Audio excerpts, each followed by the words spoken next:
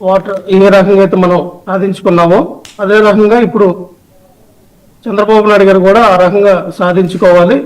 ఒక టీఎంసీ కూడా తగ్గిన ఆంధ్రప్రదేశ్ రాష్ట్ర రైతులకి అన్యాయం చేసినట్టే అని జగన్మోహన్ రెడ్డి గారు అంటే వార్నింగ్ అనుకోవచ్చా ఇది, లేకపోతే ప్రభుత్వం ముందు ఉంచుతున్న అంశమా? ఏదైనా అనుకోవచ్చు సార్, అది వార్నింగ్ అయినా అనుకోవచ్చు, ప్రభుత్వం ముందు ఉంచుతున్నటువంటి అంశమైనా అవ్వచ్చు. ఎందుకంటే ఇక్కడ రైతులకి మనం అన్యాయం చేయకూడదు. రైతులకి ఎందుకంటే 2 పంటలు 3 పంటలు వేసిన రైతులు కూడా ఉన్నారు.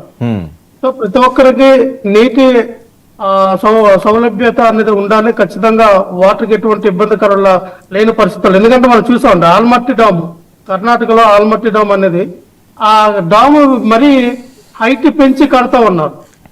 ఆల్మట్టి డామ్ హైట్ పెంచితే మనకు రావాల్సినటువంటి కృష్ణా నది జలాలు కానీ గోదావరి నదికి రావాల్సిన జలాలు కానీ ఈ 16 నెలల్లో పెంచుతున్నారా హైట్? ఏంటి సార్ ఈ 16 నెలల్లో హైట్ పెంచుతున్నారా?